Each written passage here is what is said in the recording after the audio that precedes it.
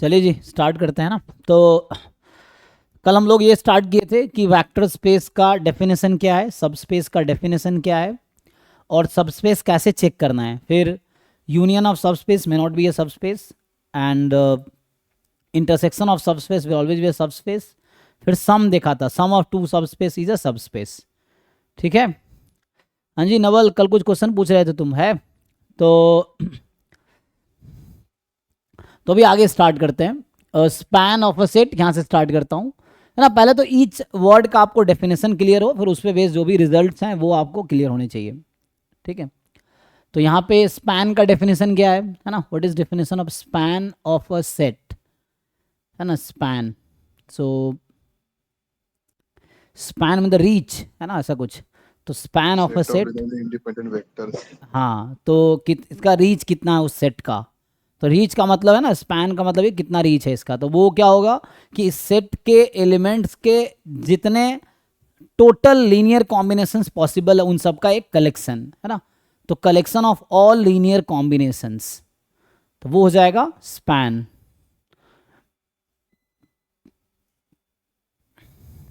तो उसके लिए पहले हमें लीनियर कॉम्बिनेशन पढ़ना पड़ेगा, है ना। सो लीनियर कॉम्बिनेशन क्या होता है।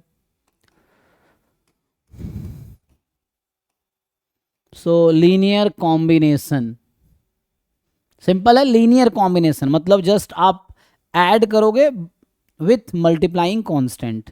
ठीक है। कांस्टेंट मल्टीपल ऑफ वेक्टर्स का जो सम है वो उसका लीनियर कॉम्बिनेशन है। सो लाइक ऐसा मान लो कि लेट भी बी अ वेक्टर स्पेस, है ना। और अभी के लिए मान लो ऐसा है कि v1 v2, मान लो vk, they are elements of v। ठीक है। तो ये सब के एलिमेंट्स हैं v के। सो linear combination of v1 v2 and vk is defined as c1 v1 plus c2 v2 plus c3 v3 and so on ck vk. This is the definition of linear combination where जो सी eyes हैं c1 c2 ck they are real constant, constant from the field. तो ck जो होगा वो real field से आएगा। ठीक है। सो ये c1 c2 c3 ck ये सब कहाँ से होंगे, रियल फील्ड से आएंगे। ठीक है। तो लीनियर कॉम्बिनेशन मतलब this, just c1 time v1, c2 time v2, c3 time v3 and ck time vk। So this is called linear combination of this vectors. Simple है। सो ये सिंपल लीनियर कॉम्बिनेशन मतलब जो भी वैक्टर्स हैं, linear combination means you multiply by constant then you add it, तो जो बनेगा ये लीनियर कॉम्बिनेशन है ना। यही कॉन्वेक्स कॉम्बिनेशन में कई बार क्लास में वर्ड यूज करता हूँ, convex combination. So this linear combination will become convex combination अगर ये c1 c2 c3 ck सबका सम 1 हो जाए एंड सबकी वैल्यू 0 1 के बीच हो, है ना। या मैं ऐसा बोलूँ all are positive constant with sum 1, ऐसा बोल सकते हैं कि they are non negative. Non negative बोलना ठीक है। एक वर्ड यूज होता है कई बार कॉन्वेक्स कॉम्बिनेशन, जो जैसे हमने क्लास में पढ़े थे कि convex combination of PDF is a new PDF, convex combination of CDF is a new CDF. ठीक है।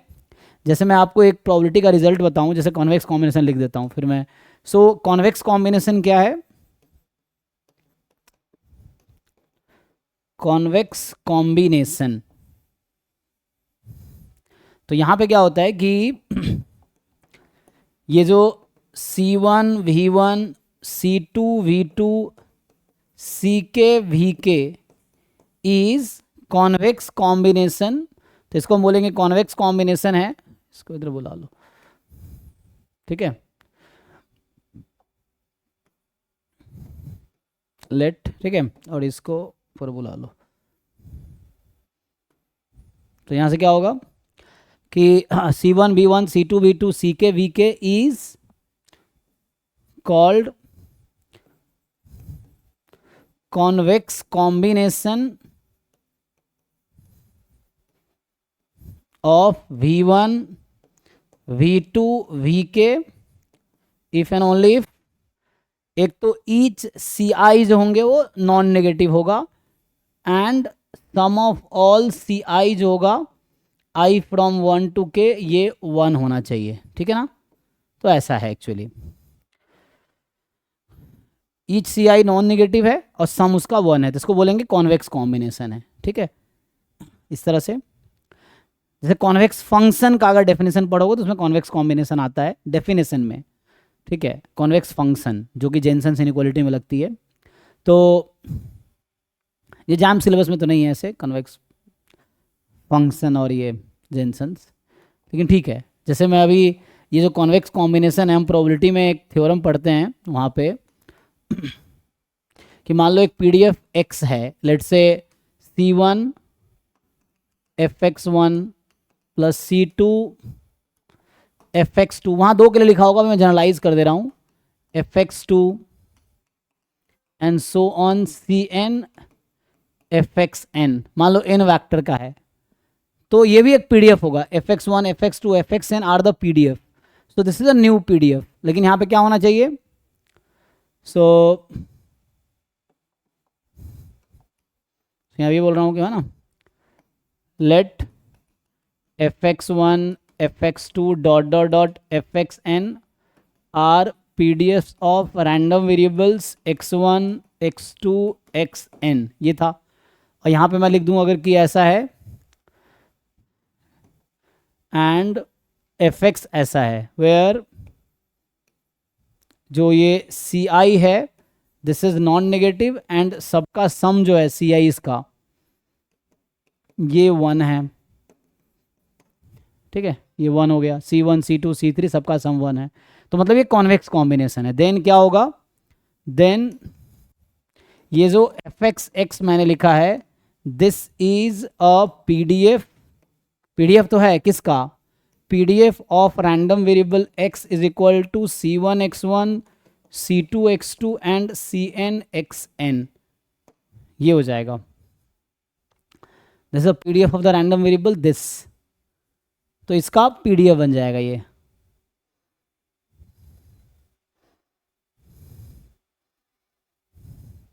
तो ये कॉन्वेक्स कॉम्बिनेशन है, कंडीशन वही है Cn पे। एनीवे तो मैं बताना चाह रहा हूँ कॉन्वेक्स कॉम्बिनेशन क्या है, सेम थिंग CDF के लिए होता है कि CDF ऑफ कॉन्वेक्स कॉम्बिनेशन हो जाएगा। अभी के लिए हम इधर आते हैं, तो ये जस्ट डेफिनेशन, लीनियर कॉम्बिनेशन से ही कॉन्वेक्स कॉम्बिनेशन आया, सो this is called linear combination and this linear combination becomes convex combination if CI's are non-negative and sum is equal to 1. now हमें डिफाइन करना है span of a set, है ना, span of a set। तो मान लो ऐसा है, लेट S कोई सेट है जिसके अंदर एलिमेंट है लेट से V1 V2 Vk जो मैं लिख रहा था ना, तो दिस बी अ सेट, कोई सेट है, एनी सेट, है ना। सो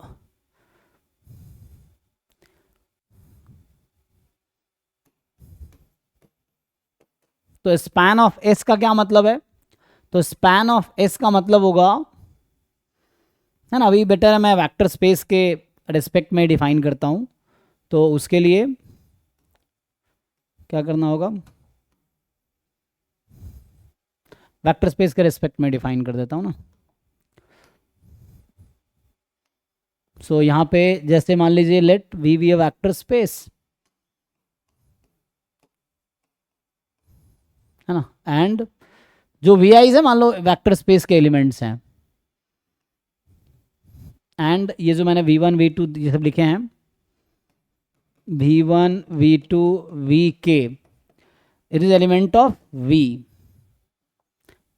और हमने एस एक सेट बनाया, तो लेट एस, है ना, बी अ सेट, ये कोई सेट है, देन स्पैन ऑफ एस जो होगा, स्पैन एस लिखेंगे इसको, span of S is set of all possible linear combination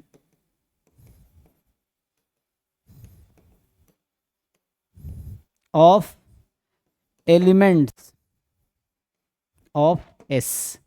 so span s का मतलब सेट एस के एलिमेंट का जो भी पॉसिबल लीनियर कॉम्बिनेशन है that will be the span S. तो मतलब क्या है, दैट इज, तो यहां पे आएगा span S means set of all linear combination, है ना। तो ये होगा C1 V1 C2 V2 CK VK where all CIs are real number. ठीक है, इस तरह से I फ्रॉम 1 to K।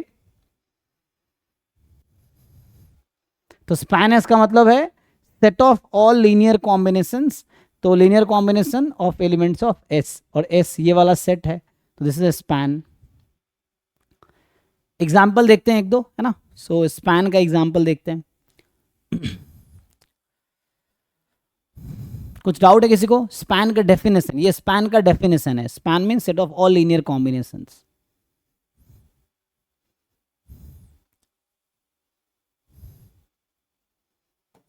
जैसे एग्जाम्पल के लिए, अभी के लिए मान लो वेक्टर स्पेस मेरा R² ही है और एस एक सेट है, लेट्स से 0 1 एंड 1 0। अभी आसान सा एग्जांपल लेता हूँ, है ना। S is element 0 1 1 0। तो अगर मुझे स्पैन एस लिखना है, सो this is a set of linear combination C1 time 0 1 plus C2 time 1 0, जहाँ पे C1 C2 are real numbers. इस तरह से है। तो इसको आप ओपन करोगे तो ये आ जाएगा C2 C1 such that C1 and C2 are real number. तो इसके अंदर क्या हो गया कि set of all order pair, सारे ऑर्डर पेयर इसमें एक्चुअली आ गए, है ना अभी के लिए। तो अब इससे क्या पता चलता है आपको कि इसमें सारे रियल नंबर हैं, मतलब जितने भी एलिमेंट R² के हैं, XY प्लेन के सारे पॉइंट्स हैं इसमें, क्योंकि C1 C2 can be choose in anything. तो ये ऑर्डर पेयर है, सेट ऑफ ऑर्डर पेयर्स, तो ये XY प्लेन के सारे पॉइंट है इसमें। सो इनफैक्ट ये R² के ही इक्वल आ गया अगर आप समझोगे। So this is equal to R² only. अगर दूसरा एग्जाम्पल लूँ, मान लो ये S1 है अभी के लिए, तो this is span of S1। S2 I consider, चलो मान लो अभी के लिए 0 0 है। So what is span of S2?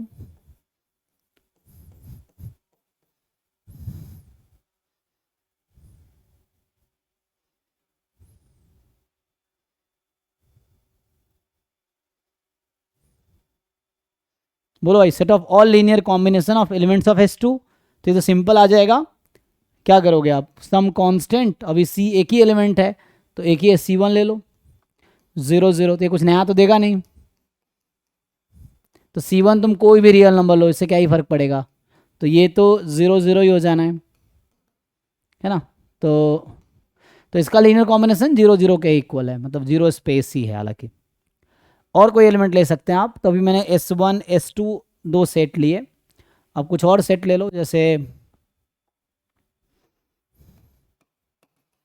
S3 में मान लो 1 1 1 2 0 1, इस तरह से है।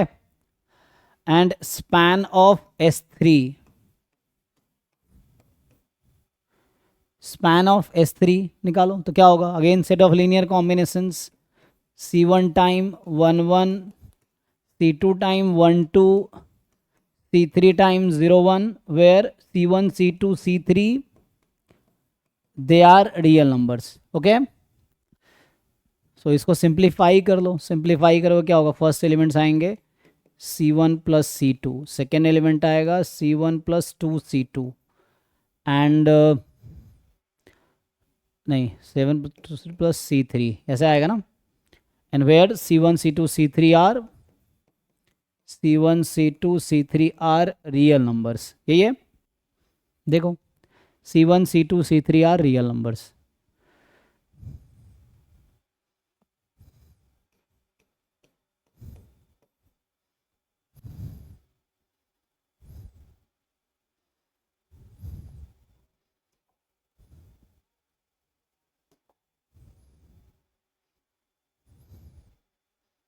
और ये भी किसके इक्वल आएगा, सो अगेन इसका अगर रीनेम कर दो, क्योंकि C1 प्लस C2 है, ये C1 प्लस 2 अलग अलग नंबर्स होंगे, सेम तो होंगे नहीं, तो different values of C1 C2 will generate, ये पूरा R² जनरेट करेगा।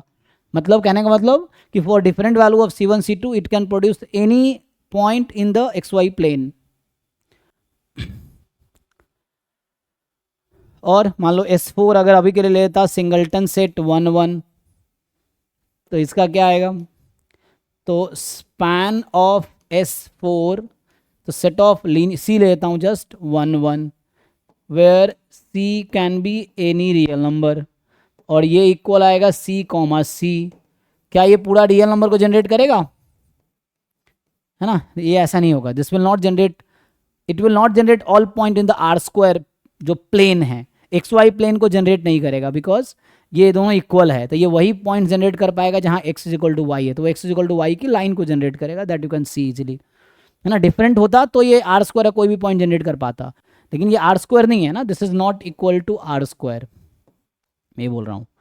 सो this will not represent R square, R square मतलब एक्स वाई प्लेन। ओके जी, सो ये कुछ एग्जाम्पल है स्पैन का।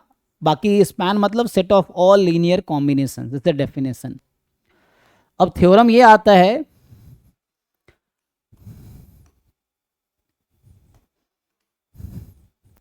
अच्छा यहां से ये बताओ, अगर यहीं से स्टार्ट करूं मैं, क्या ये एक वेक्टर स्पेस है, is it a vector space, क्योंकि आर स्क्वायर ही हो गया तो वेक्टर स्पेस तो होगा ही। ये जीरो स्पेस है, zero space is also a vector space, है ना। ये क्या आ गया, तो ये भी आर स्क्वायर आ गया, वेक्टर स्पेस है। सी तो इसको आप लिख सकते हो set of X Y where X is equal to Y, तो ये भी एक वेक्टर स्पेस है, X is equal to one Y वाली लाइन है। So they are all vector space in general. जो कोई भी स्पैन एस जो होगा ना, कि मान लो let V be a vector space and S कोई सबसेट है वी का, S is any subset of vector space V, तो एस कोई सेट है जो सबसेट है वी का, देन स्पैन एस जो होगा, span S is a vector space or you say vector subspace. If you want you can write subspace or you just say vector space, ठीक है ना। अभी मैं वेक्टर स्पेस लिख देता हूँ, वेक्टर स्पेस, और you can say vector subspace of V, so if you want you can write subspace of V, this is a subspace of V। तो subspace means it is also a vector space which was a subset of some vector space, ठीक है ना। S subset है vector space का, तो span S जो होगा वो सबस्पेस बनाएगा वी का, या आप ऐसे बोल सकते हैं, यू कैन राइट कि span S is a vector space, so this is a vector space, है ना। When we say subspace means it is a vector space which was subset. Okay जी, तो स्पैन एस हमेशा vector space बनाएगा। तो ये सब ऑप्शन में लिखे आ जाते हैं, आप जब कोई क्वेश्चन पढ़ोगे वहां पर लिखा रहेगा कि मान लो वी आर स्क्वायर है, एस सबसेट है वी का, पहला ऑप्शन है span S is a vector space, span S is not a sub may not be a vector space, ऐसा लिखा आएगा इस तरह से। Span S will be equal to always equal to V, या span S is equal to zero space, यानी इसी तरह से कुछ बना देगा। तो आपको डेफिनेशन ठीक से समझना है ना। तो ये तो हो गया स्पैन एस की स्टोरी, है ना। स्पैन जो होगी set of all linear combination of, है ना, elements of S and that will make a vector space. आगे क्या स्टोरी है, तो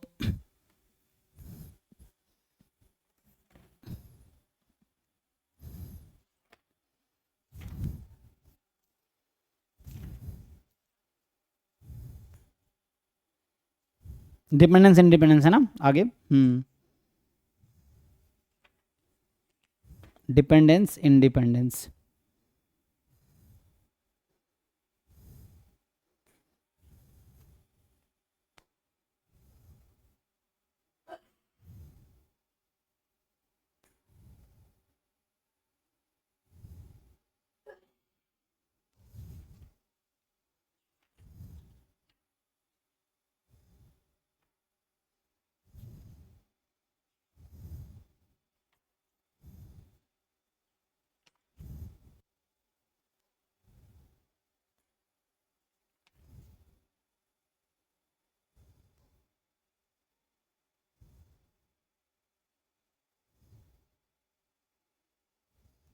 अच्छा एक ये बता रहा है कि मान लो कभी ऐसा हो जाए कि, है ना, जैसे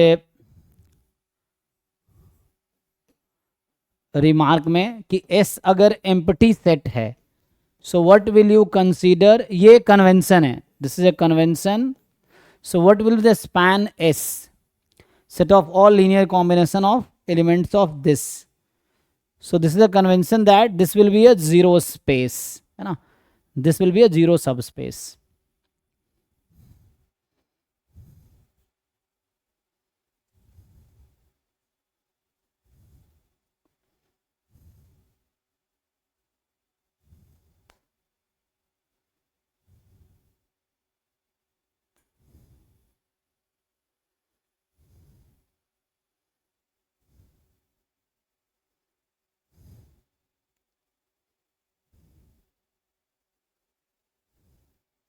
जैसे कई बार हम ना बोलते हैं कि वेक्टर कोई सबसेट एस है दैट जनरेट वी, है ना, जैसे है ना, कई बार ये टर्म यूज होता है कि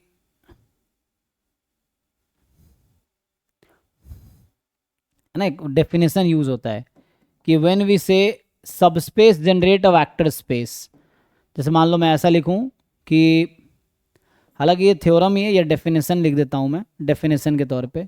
सो इन्होंने क्या लिखा है, डेफिनेशन ही है,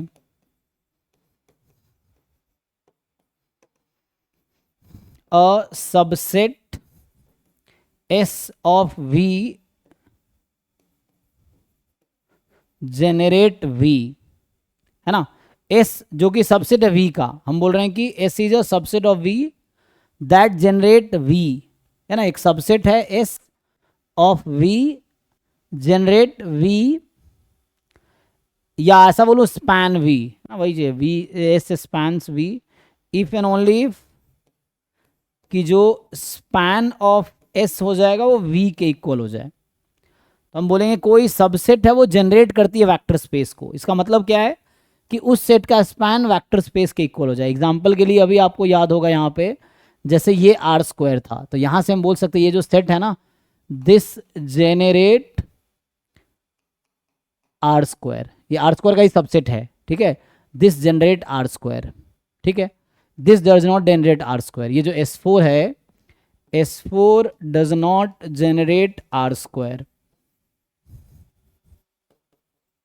ठीक है, क्यों भाई, क्योंकि इसका स्पैन आर स्क्वायर के इक्वल नहीं आया, तो ये सब आर स्क्वायर का सबसेट है।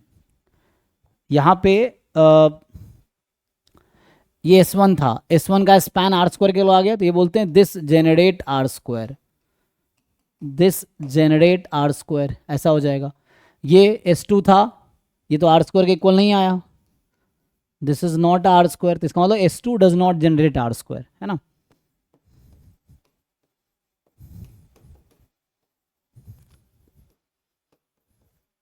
This does not generate R square, ऐसा है। तो जिसका स्पैन आर वेक्टर स्पेस के इक्वल आ जाएगा वो वेक्टर स्पेस को जनरेट करेगा।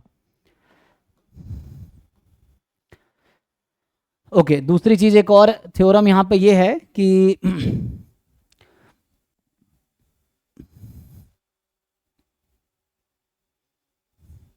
span contains S, span of subspace S contains S, इसका क्या मतलब है? सो ये थ्योरम ये कहना चाहता है कि S जो है it will B A subset of span S, ठीक है, कि कोई सेट है वो अपने स्पैन का सबसेट होगी, है ना, जैसे यहां पे देख लो अभी के लिए, ये S4 था 1 1, स्पैन में क्या है CC है, तो यहाँ पे 1 1 2 2 3 3 4 4 5 5 6 6, not only natural numbers, any real number you take, तो ऑब्वियसली ये क्या है, सबसेट है इसका स्पैन का। जैसे यहाँ पे S3 में इतने एलिमेंट था, स्पैन इसका पूरा आर स्क्वायर आ गया, है ना, इस तरह से कहना चाहता है कि कोई भी सेट जो है ना अपने स्पैन का सबसेट होगा, तो S is a subset of span S, ठीक है, so any set is a subset of span S, ये बेसिक प्रॉपर्टीज हैं जस्ट इसका।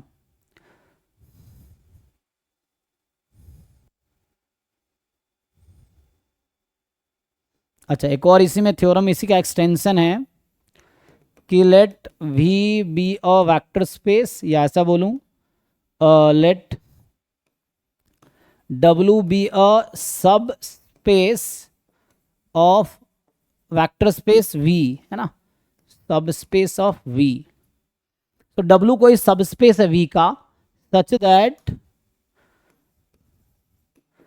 सच that S is subset of W, then जो स्पैन एस होगा that also be subset of W. So if S is a subset of W, W is a subspace, so S कोई set है ना, S is any set. तो यहाँ पे S क्या है, कोई सबसेट है, डब्ल्यू सबस्पेस है एंड एस कोई जस्ट सबसेट है. S is just subset of V. So V W is a subspace and S is subset of V V. तो एस अगर सबसेट डब्ल्यू का हुआ तो स्पैन एस भी डब्ल्यू का सबसेट होगा.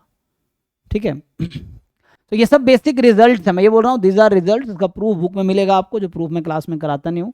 सो proof you can C, theoretical proof होगा थोड़ा सा ना, बोर्डिंग सा और लेंदी सा देखना, आपको ना समझना पड़ेगा खुद से.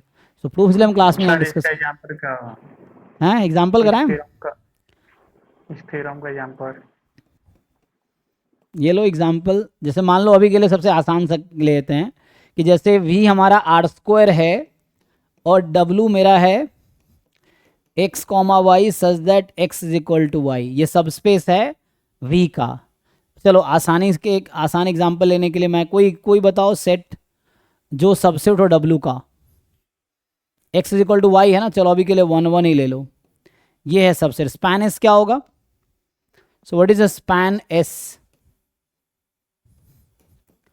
Set of all linear combinations. तो ये आ जाएगा c टाइम 1 1, तो ये cc हो जाएगा. c टाइम 1 1 ना, सेट ऑफ लीनियर कॉम्बिनेशन. और इनफैक्ट ये वही आ गया जो w है, तो ये तो w के इक्वल ही आ गया.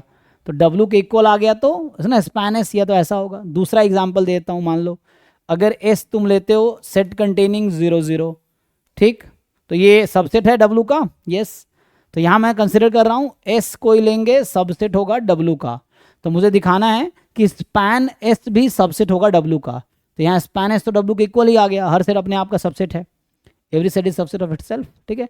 यहाँ पे s 0 0 है और यहाँ पे जब आप स्पैन s निकालोगे तो क्या आएगा? जब आप स्पैन s फाइंड करोगे तो ये 0 0 का स्पैन तो 0 0 ही होगा. ठीक है. और ये सबसेट है w का, तो एस तो सबसेट है ही डब्लू का 0 0, है ना. और इसके अलावा ये देख लो. तो ये कोई भी एग्जांपल लो तुम, ऐसा कोई भी सबस्पेस उठाओ, एस सबसेट डब्लू का, तो स्पैन एस भी डब्ल्यू एस का सबसेट होगा. ठीक है.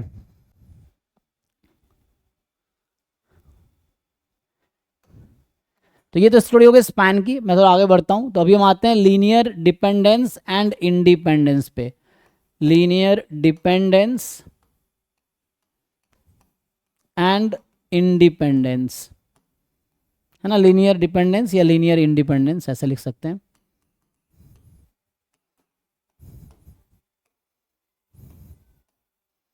तो है ना, ये अलग है जो हम लोग वहाँ पे पढ़ रहे थे इवेंट्स में. डिपेंडेंट इवेंट, इंडिपेंडेंट इवेंट, वो अलग चीज़ है, वो प्रोबेबिलिटी के सेंस में डिफाइन होता है. और independent random variable, dependent random variable, वो भी अलग था, वो पीडीएफ और पीएमएफ या सीडीएफ के थ्रू डिफाइंड होता है.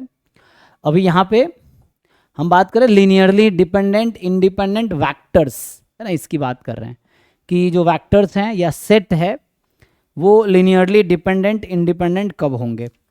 ठीक है. तो all coefficient must be 0. Okay. या फिर any two vectors can be expressed as linear combination other than the set is dependent set. ठीक है.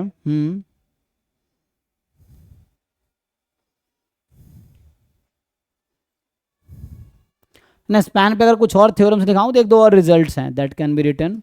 जैसे ये थ्योरम कह रहा है कि अ सबसेट, सबस्पेस नहीं बोल रहा हूं, subset S of V is subspace of V if and only if. बताओ कोई सबसेट है वी का, वो सबसेट सबस्पेस बन जाएगा किस कंडीशन में? जैसे मैं वापस एग्जाम्पल पे आता हूं. देखो जरा, अभी मैं स्पैन कहाँ से स्टार्ट किया था, यहाँ से. तो पहला सेट मैंने ये लिया था. अगर आपसे मैं पूछूं कि क्या ये सबस्पेस है, is it a subspace, yes और नो? सबस्पेस होने के लिए क्या क्या चाहिए? 0 0 होना चाहिए. तो 0 0 है इसमें नहीं, तो ये सब स्पेस है नहीं, ठीक है ना। ओके, तो दूसरा, एडिशन का भी फेल हो जा रहा है इसमें, हाँ एडिशन भी फेल हो जा रहा है इसमें। हाँ, मैं देखो S2 सबसेट है V का, क्या S2 सबस्पेस है? वो सबस्पेस नहीं था, ये सबस्पेस है, सबस्पेस है। तो क्या हो रहा है, इसका जो स्पैन निकाला मैंने, वो स्पैन तो 0 0 ही आ गया, जो कि स्पैन जो है वो तो S2 के इक्वल ही आ गया ना, ये मतलब R² के इक्वल नहीं है, लेकिन S2 के इक्वल आ गया।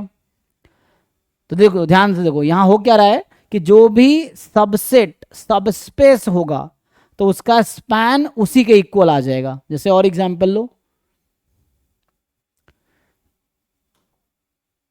और था ना, यहाँ पे था, ये हो गया, यहाँ पे 0 0 वाला। नेक्स्ट क्या ये है, जैसे क्या ये सबस्पेस है? अगेन नहीं है, सबस्पेस होने के लिए 0 0 होना जरूरी है, पहला कंडीशन था, 0 0 है ही नहीं, तो सबस्पेस तो नहीं है। तो इसका जब स्पैन निकाला तो स्पैन R² के इक्वल आ गया, लेकिन S3 के इक्वल नहीं आया।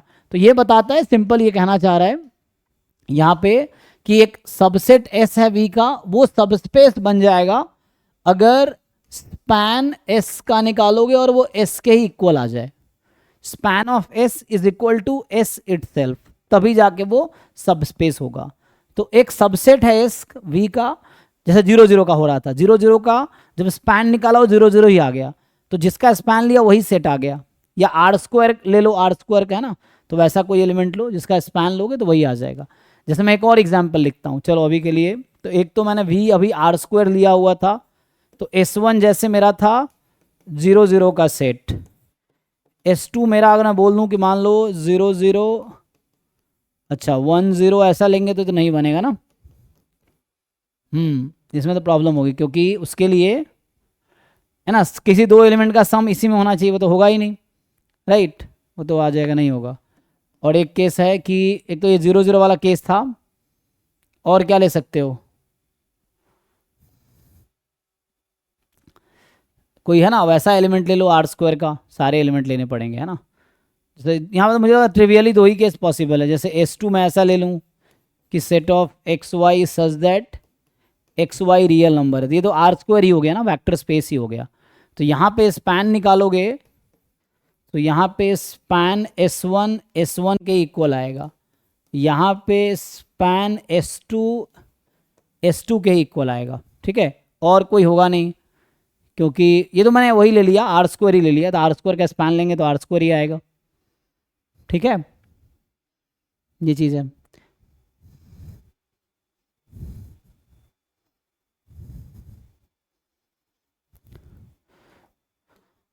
और अगर एक दो थ्योरम्स लिखोगे तो लाइक थ्योरम्स तो ऐसे बहुत सारे हैं, तो जैसे S1 अगर सबसेट है S2 का तो क्या होगा, span of S1 will be subset of span of S2, क्योंकि S2 में ज़्यादा एलिमेंट होंगे ना, तो सेट ऑफ लीनियर कॉम्बिनेशन ज़्यादा होंगे या इक्वल आएंगे, तो S1 is subset of S2, then span S1 will be subset of span S2, ठीक है।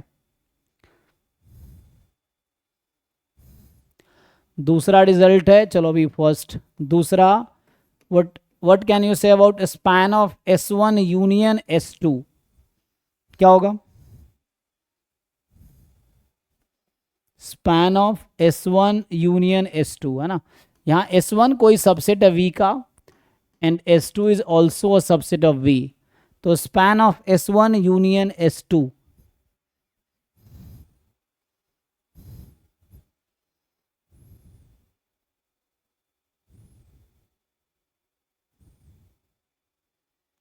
so that will be the span of S1 plus span of S2, ये आएगा।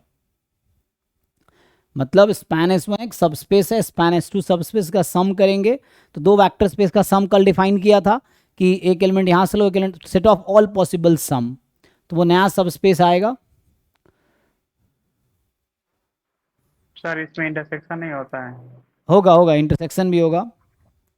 सो S1 span में सर, क्या क्या क्या, हाँ, span S1 plus span S2 minus intersection span नहीं नहीं नहीं, यहाँ पे नहीं होता, वो तो नंबर ऑफ एलिमेंट के लिए होता है ना, स्पैन तो लीनियर कॉम्बिनेशन, यहाँ पे काउंटिंग से कोई मतलब नहीं है इसको, वो तो काउंटिंग वाले केस में होता है, क्योंकि उसमें ले लिए फिर उसको काउंट किए, जो एक्स्ट्रा आ गया उसको हटा दिया, यहाँ काउंटिंग नहीं हो रहा, यहाँ पे तो सेट है, ये भी एक सेट है, ये भी एक सेट है, ये भी एक सेट है, सेट ही नहीं, ये वेक्टर स्पेस है, ये भी वेक्टर स्पेस है, ये भी वेक्टर स्पेस है, ये भी वेक्टर स्पेस है, तीनों वेक्टर स्पेस है।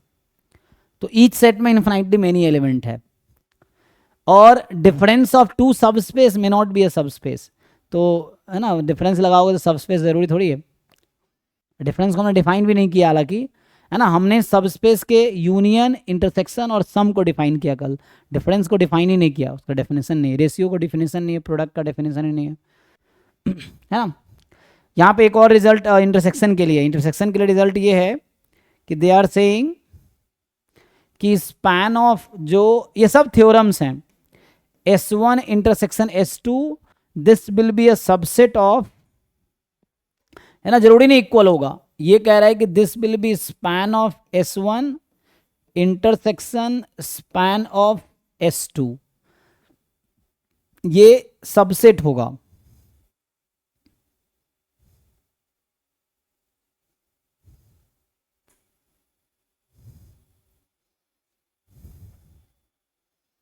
ठीक, पर जैम में एक भी सवाल नहीं आया है ना? हाँ ऐसा तो नहीं आया अभी तक, जैम में ऐसे आया नहीं ये सब थ्योरम्स, बट कई बार पूछ सकता है ना, मान लो यही स्टेटमेंट बना देता है, which are the following is true false, इस तरह से, इस पे जैम MS में इस तरह के क्वेश्चंस नहीं आए हैं, ठीक है ना। सो वो सेट का डिफरेंस सिमेट्रिक डिफरेंस होता है, वेक्टर स्पेस में डिफरेंस नहीं डिफाइंड है, ठीक है। अभी हम यहाँ पे आते हैं, तो नेक्स्ट है लीनियर डिपेंडेंस एंड इंडिपेंडेंस। सो कैसे डिफाइन करते हो आप लीनियर डिपेंडेंस इंडिपेंडेंस को?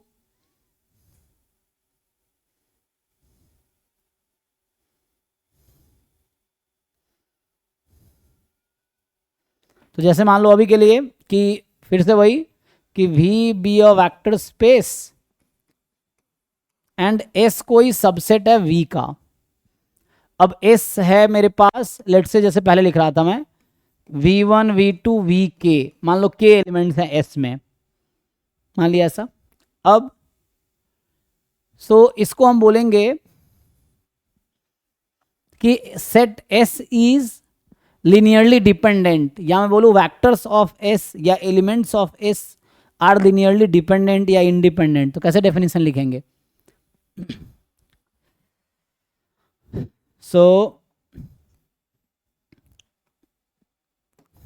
बोलूंगा कि set S is linearly dependent set, है ना, इसको हम LD लिख सकते हैं, linearly dependent set, if and only if क्या होता है, there exist C1 C2 C3 Ck in which at least one, ठीक है ना, at least one is non zero, मतलब मुझे k नंबर ऑफ कांस्टेंट मिलेगा जिसमें कम से कम एक तो नॉन जीरो होगा, सच दैट कि C1 V1 C2 V2 and so on Ck Vk zero हो जाए। तो क्या कहना चाह रहे हैं हम लोग कि लीनियर कॉम्बिनेशन तो जीरो हो जाए, बट कांस्टेंट जो है उनमें से कम एक नॉन जीरो कांस्टेंट मिले, so there must be at least one non zero constant, then ये लीनियरली डिपेंडेंट होगा। अगर ऑल कांस्टेंट्स जीरो हो गए then it will be linearly independent, so has to be surely zero, है ना।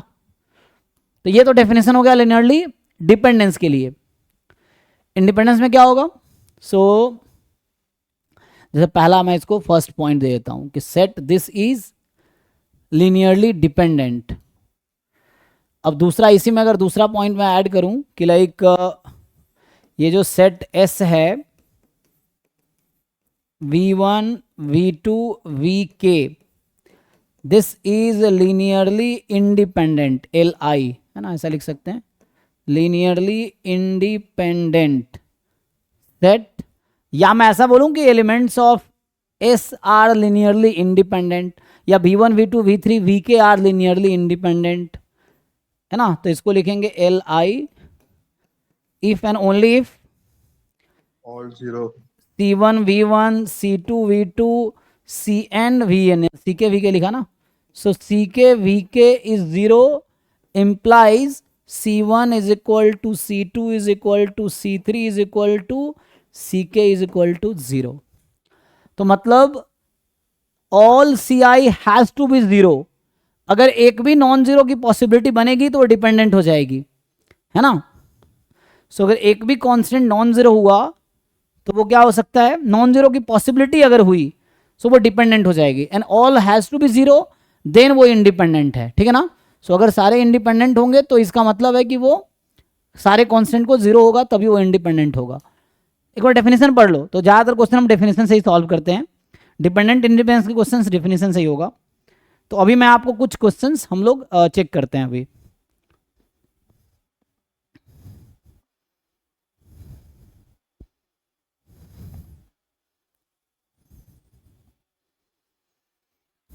देखो, अभी सबसे पहला एग्जांपल से स्टार्ट करता हूं. तो अभी के लिए मैं वही कंटिन्यू करता हूं कि v मेरा आर स्क्वायर है. अभी आसान सा एग्जांपल ले रहा हूं कि v vector space is R square, set of all points in the X Y plane. v मतलब set of all point in the X Y plane. ऐसा है, मतलब आर स्क्वायर का डेफिनेशन है, R square means X Y such that X comma Y belongs to R. अब मैं एक S1 बना रहा हूँ 0,0. अब मुझे बताओ कि this set is linearly dependent और लिनियरली इंडिपेंडेंट. Dependent. बाकी लोग चेक कर लो. तो डेफिनेशन लगाना है आपको सिंपली. तो स्टार्ट हमेशा यहां से करना है, चाहे डिपेंडेंट चेक करना हो चाहे इंडिपेंडेंट चेक करना हो. You have to start with this. और अगर इसमें CIs की नॉन जीरो होने की एक भी पॉसिबिलिटीज है तो डिपेंडेंट हो जाएगी.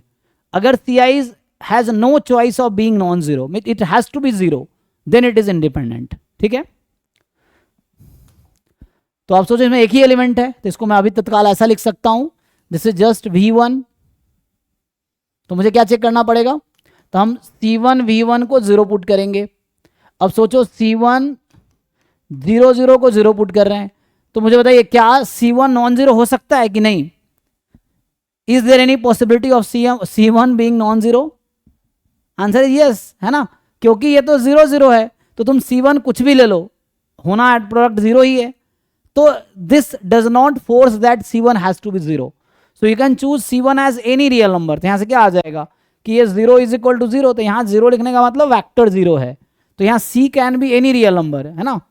फॉर ऑल C, जो C1 में लिख रहा हूं एनी रियल नंबर हो सकता है, तो नॉन जीरो भी हो सकता है. सो देयर एग्जिस्ट बोला ना, तो मैं बोलूं कि there exist C1 as 2 such that 2 into V1 is 0. ऐसा हो रहा है ना. देखो कह रहा है एक भी अगर एग्जिस्ट कर गया नॉन जीरो ना, तो इसका मतलब वो डिपेंडेंट है. तो इसका मतलब ये हुआ कि दिस सेट इज, तो ये S1 जो है ना, this is linearly dependent set. Okay जी. तो क्योंकि जीरो का कोएफिशिएंट आप कोई भी नॉन जीरो नंबर ले लो तो जीरो ही होना है. So that's why any set containing zero vector will always be linearly dependent. तो ये थ्योरम है. थ्योरम ये है कि कोई भी सेट जिसमें जीरो वेक्टर होगा, सो any set containing zero element या जीरो वेक्टर, है ना, इज लीनियरली डिपेंडेंट सेट. किसी भी सेट में अगर जीरो एलिमेंट होगा तो उसको लीनियरली डिपेंडेंट ही होना है ना. मैं दूसरा एग्जांपल लेके बताता हूं.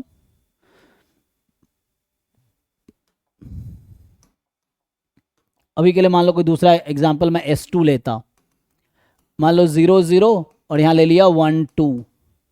तो फिर से वही चीज V1 V2. तो यहां पे C1 V1 C2 V2 को 0 पुट करोगे. So question is C1 and C2 both has to be 0. No. अब एक काम करो, C2 को तो 0 ले लो एंड C1 को फिर से 2 ले लो, तो स्टिल इट होल्ड्स. तो C1 की 2 पॉसिबिलिटीज हैं, C2 की 0 है. तो इंडिपेंडेंट तभी होगा when C1 and C2 both has to be 0. But यहाँ पे पॉसिबिलिटीज है कि C1 नॉन जीरो हो जाए. तो इफ, है ना, there exist a non zero constant CIs, then it is linearly dependent. तो ये सेट भी क्या है, लीनियरली डिपेंडेंट है ना. This is linearly dependent set. Theorem आपको समझ आ ही रहा है. So any set containing zero vector और zero element is linearly dependent set. कोई भी सेट जिसमें जीरो वैक्टर वो लीनियरली डिपेंडेंट होगा, ठीक है, तो डिपेंडेंट ही होगा।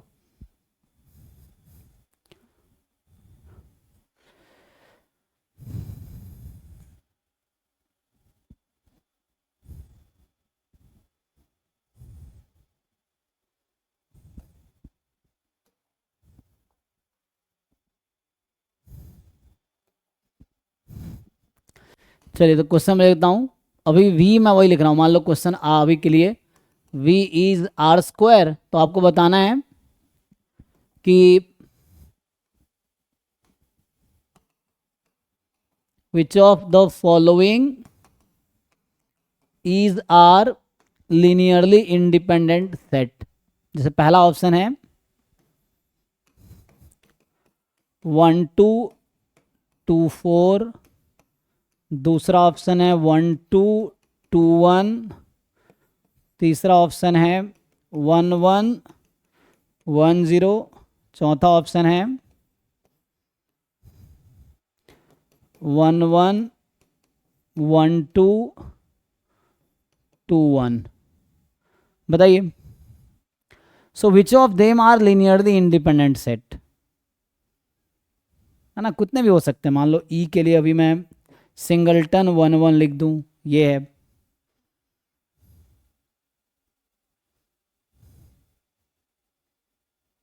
तो बताइए A B C D E, there are 5 options, इनमें से कौन कौन सा लीनियरली इंडिपेंडेंट। अभी और लिख देता हूँ, A B C D E F, है ना, कि मान लो ऐसा है 0 0 1 0 0 1, जी यहाँ पे हो जाएगा 1 0, सिंगलटन ले लो,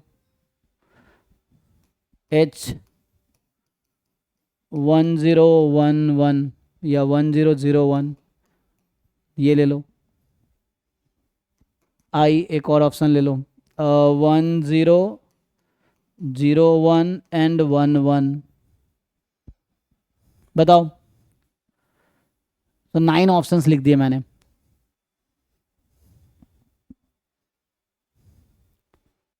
चलो एक और लिख देता हूँ, 10 हो जाएंगे। 0 0, सिंपली अभी तो बताया 0 0, है ना। तो any set containing 0 0 must be linearly dependent. तो 0 0 एलिमेंट वाले तो हमेशा डिपेंडेंट ही होंगे, ठीक है। तो चेक करके बताइए क्विकली कौन कौन सा इंडिपेंडेंट है ना, इतने सारे ऑप्शंस हैं आपके पास अब।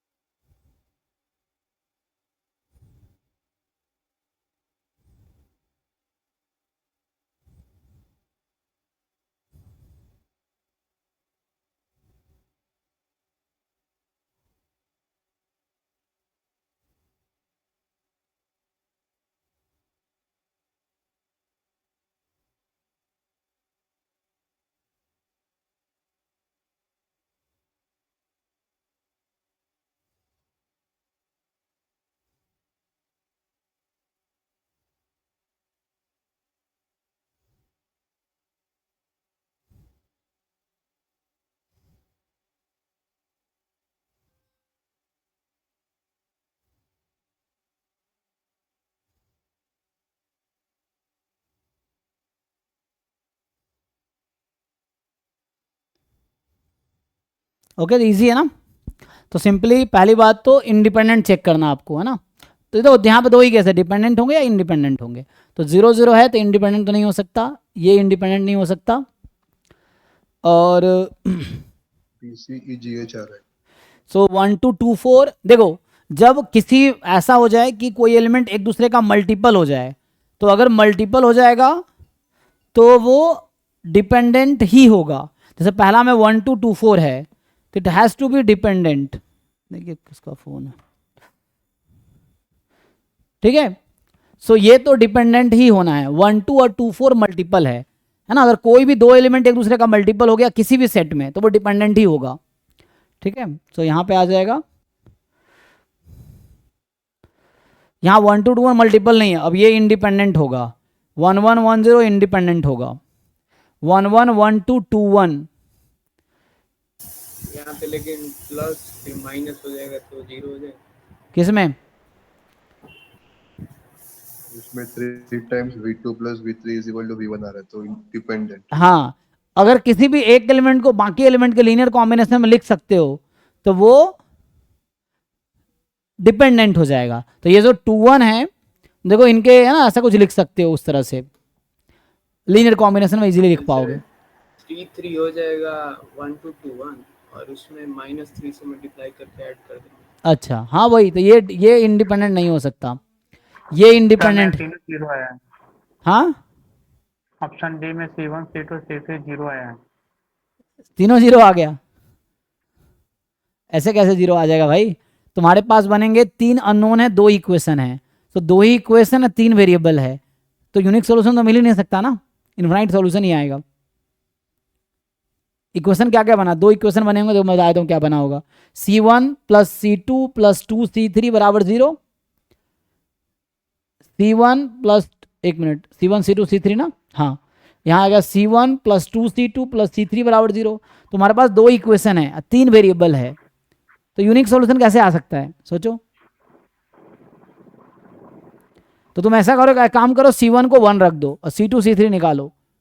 मतलब कहने का मतलब ये है कि इसमें गारंटी नहीं है कि 0 0 0 ही सॉल्यूशन आएगा। चलो मैं करके दिखाता हूँ, तुम्हें समझ आएगा। देखो तो अभी के लिए ठीक है ना, मैं डी सॉल्व करता हूँ। सिंगल्टन है, नॉन जीरो है तो इंडिपेंडेंट होगा। सिंगल्टन नॉन जीरो वेक्टर हमेशा इंडिपेंडेंट होगा, है ना। ये भी इंडिपेंडेंट होगा, ये इंडिपेंडेंट नहीं होगा क्योंकि ये जो है इन दोनों का सम है। तो अभी मैं इससे पहले जैसे ये लिख रहा था ना, any set containing zero vector, तो वैसे ही मैं कुछ रिजल्ट लिख देता हूँ, फिर इसके प्रूफ करता हूँ। जैसे एक तो थ्योरम याद आया कि ये जो एम्प्टी सेट है ना, अगेन ये कन्वेंशन है, एम्प्टी सेट इज कंसीडर्ड, बताओ भाई एम्प्टी सेट क्या होता है? Linearly independent, dependent? डेफिनेशन सोचो क्या हो सकता है, एक भी एलिमेंट नहीं है उसके अंदर, तो क्या अज्यूम करोगे, डिपेंडेंट या independent? Independent. So bye convention this is independent, ठीक है। सो empty set will be independent set. दूसरा, नॉन जीरो सिंगल्टन सेट हमेशा इंडिपेंडेंट होगा। Non zero singleton set, non zero singleton समझ आ रहा है कि उसमें जीरो नहीं है। So non zero singleton set is linearly independent set, okay है जी। तो एम्प्टी सेट इंडिपेंडेंट है, non zero singleton, single element वाला नॉन जीरो एलिमेंट होगा तो वो हमेशा लीनियरली इंडिपेंडेंट सेट होगा। बाकी बताया ही, जीरो भी, जिस भी सेट में जीरो वेक्टर है वो लीनियरली डिपेंडेंट होगा, है ना, वो होता है ना डिपेंडेंट होगा। Any set containing zero vector must be linearly dependent set. और यहाँ पे जो मिलेगा हमें, और थ्योरम लिखूं अगर मैं, कि अगर any two elements are multiple of each other, है ना, मान लो ऐसा है कि any two elements in the set are multiple of each other,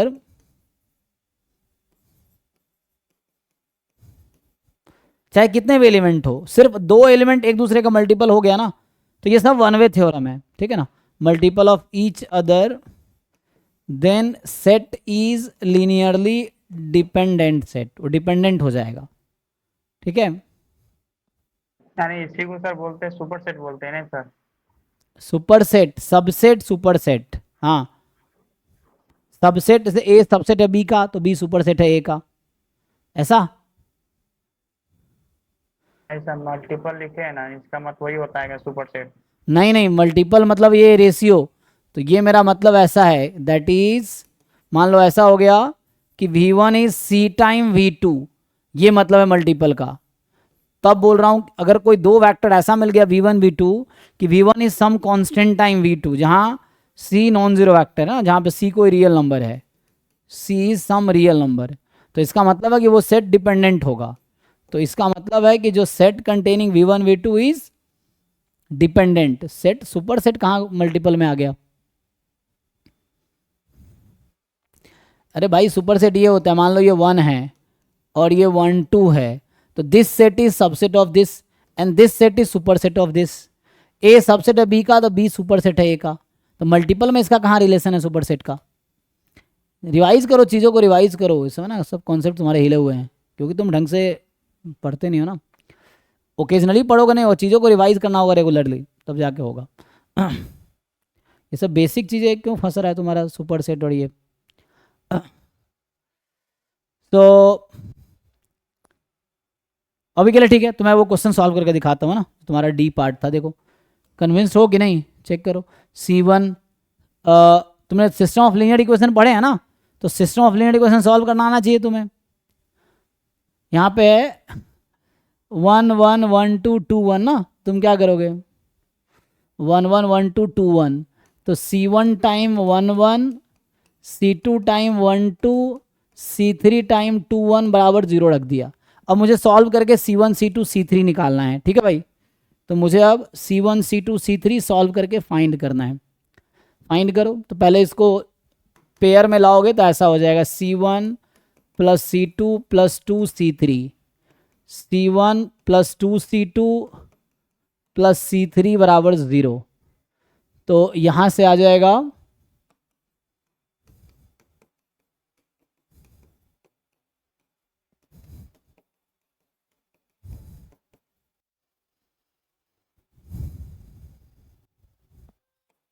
अब सॉल्व करो। कैसे सॉल्व करते हो? या एक काम करे, सिस्टम ऑफ इक्वेशन बना दूं, चलो आर्बिट्रेरी सॉल्यूशन लिखा करते हैं। या ऐसे ही सिस्टम ऑफ इक्वेशन से देख लो। तो होगा क्या, दो वैल्यू तीसरे के टर्म में आ जाएगी, ठीक है।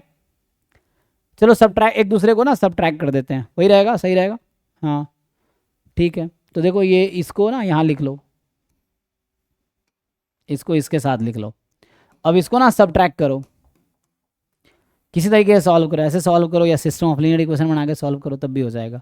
तो चलो ऐसे ही सबट्रैक्ट, प्लस से माइनस कर दिया, माइनस कर दिया, ये कैंसिल हो गया, तो बचा -C2, यहाँ से बचा C3 बराबर 0। तो यहाँ से समझ आया कि C3 बराबर C2। अब क्या करो, पहले इक्वेशन में C2 और C3 को इक्वल रख दो। इस इक्वेशन में जो पहला इक्वेशन था ना, उसमें C1 C2 को इक्वल कर दो, तो क्या बनेगा, C1 C2 इक्वल करोगे तो 2C1 C2 C3 को इक्वल कर दो, तो C1 प्लस 3C2 बराबर 0, और ये क्या बनेगी C1 प्लस 4C2 बराबर 0। अब इसको सबट्रैक्ट करो तो क्या आएगा, ये सही कर रहा हूँ जी? ये क्यों करना है, यहाँ से ये समझ आ गया ना, यहाँ से मुझे ये समझ आ गया कि C1 is equal to -3C2। कैसा आएगा, 3C2 आएगा ना, ये लिखने में गलती की है, हाँ अच्छा ये 3 था ना, कि दोनों भी सेम इक्वेशन आएंगे बिकॉज़ इनफाइनाइटली मेनी सॉल्यूशन। हाँ एग्जैक्टली, ठीक है ना। ये ऐड करने में गलती हुआ ना, C2 से इक्वल है तो 2C2 प्लस C2 कितना 3C2, और यहाँ 2C2 plus C2 3C2, same ही आएगा। तो यहाँ पे क्या आ गया, सबट्रैक्ट करोगे तो कुछ नहीं होगा यहाँ से, हाँ वो लिखने में गलती हो गया था। तो यहाँ पे C1 इज -2C2। देखो भाई नवल, तो जो आपका क्वेरी था इसमें ये कह रहा है कि तुम C2 की वैल्यू, एक काम करो, C2 की वैल्यू ना अभी 1 रख दो, तो जब C2 को तुम 1 रखोगे तो C1 की वैल्यू आ जाएगी -3 एंड C2 की वैल्यू भी 1 ही आ जाएगी, मतलब C2 को 1 रखा ना, C1 -3 और C3 भी -3। लो, तो ये एक सॉल्यूशन है, इसके पास इन्फिनाइटली मेनी सॉल्यूशन है, मैंने एक सॉल्यूशन लिखा है। दिस सिस्टम हैज़, इस सिस्टम के पास इन्फिनाइट सॉल्यूशन है, और इससे मुझे एक चीज़ और समझ आया कि तुम्हें सिस्टम ऑफ लीनियर इक्वेशन में तुम्हारा वीक है ना। अच्छा वो अभी पढ़ना है क्या, इसमें ही है तो इसमें ये रैंक वूंक इसमें आएगा ना। अच्छा आगे आएगा अभी, ये सब लोअर क्लास में था ना ये सब, तो ये सब तो है, मतलब 12th क्लास में भी इस तरह की चीज़ें थी, वहाँ 3x3 में था, तो उसको सॉल्व करना। हालांकि आगे आएगा, मुझे लगता है आगे फिर से आएगा, क्योंकि इसी पार्ट में एक बार डिस्कस करेंगे दोबारा रैंक के थ्रू। सो दिस है इनफाइनाइट सॉल्यूशन है इसके पास, ठीक है ना। उसकी वजह यह है कि 3 अननोन है, 2 इक्वेशन है ना, 2 इक्वेशन है 3 अननोन्स हैं। तो कैसे 2 इक्वेशन 3 अननोन्स की यूनिक वैल्यू कैसे दे पाएगा। तो ये एक सॉल्यूशन है और ये नॉन जीरो मिल गया, तो उसमें कहता है there exist a non zero solution. अब तुम खुद ही वेरीफाई करके देख लो, वहां पुट करके चेक करो क्या ये जो मैंने निकाला वो सही है।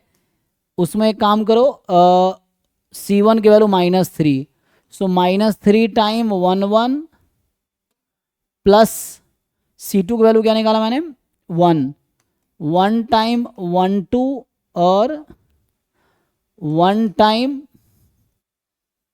2 1। चेक करो ये 0 0 आएगा कि नहीं आएगा, आएगा जी। तो इससे क्या समझ आया आपको, उसने कहा था there exist a non zero C1 C2 C3 है ना, there exist non zero C1 C2 C3। So there exist हो गया ना, जहां पे C1 V1 plus C2 V2 plus C3 V3 is 0, then it is dependent. अगर non zero possibility खत्म हो जाता तो आ जाता, ठीक है ना। 0 0 भी सॉल्यूशन है। अच्छा तुम सोचोगे कि क्या 0 0 सॉल्यूशन नहीं, वो भी एक सॉल्यूशन है ना। जैसे C1 को 0 रख दिया, C2 को 0, C3 को 0, ये भी एक सॉल्यूशन है ना। ये नहीं कह रहा हूं ये सॉल्यूशन नहीं है, ये भी एक सॉल्यूशन है। बट क्वेश्चन डेफिनेशन आपको समझना पड़ेगा कि what is definition of dependence. Dependence का डेफिनेशन कहता है there exist a non zero solution. एक भी नॉन जीरो सॉल्यूशन एग्जिस्ट कर गया ना, मतलब there exist non zero constants. So C1 C2 C3 में अगर नॉन जीरो कॉन्स्टेंट मिल गया जिसके लिए लीनियर कॉम्बिनेशन 0 हो जाए, तो then it is dependent. So this is also a solution, but independent होने के लिए this is the only solution होना चाहिए, इसके अलावा कोई और सॉल्यूशन नहीं होने चाहिए, तब बोलेंगे इंडिपेंडेंट है। अगर एक भी नॉन जीरो पॉसिबिलिटी आ गई कांस्टेंट की जिसके लिए लीनियर कॉम्बिनेशन की वैल्यू 0 है, सो मींस इट इज डिपेंडेंट, ठीक है जी।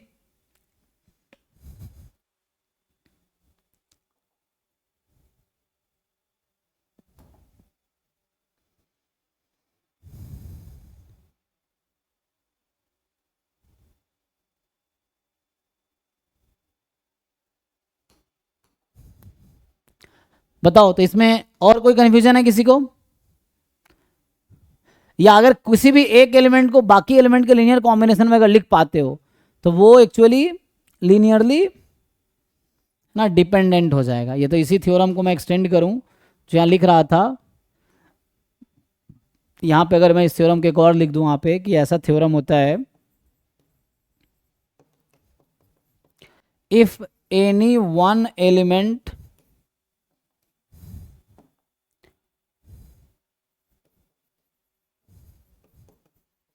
of a set can be written as a linear combination of other elements, है ना, linear combination of other elements। Set के एक एलिमेंट को किसी दूसरे एलिमेंट के लीनियर कॉम्बिनेशन में लिखे जा सकते हैं बाकी एलिमेंट्स के, तो वो डिपेंडेंट सेट होगा। Then that set is linearly dependent set। ये आ जाएगा आपके पास, देखिए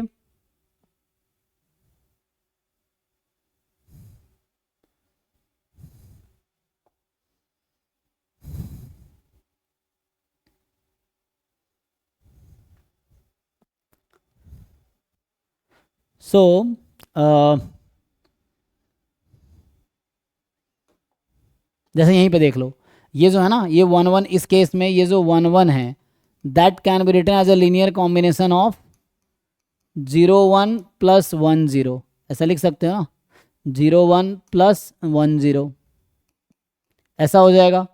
सो 1 1 इज 0 1 प्लस 1 0, तो इसका मतलब हो गया कि 1 1 इज 0 1 प्लस 1 0, तो इसका क्या मतलब हुआ, इसका मतलब हुआ कि डिपेंडेंट है ये, है ना, इसीलिए डिपेंडेंट है, क्योंकि this can be written as one time this plus one time this. अभी इसकी बात कर रहे थे, यहाँ भी ऐसे ही था।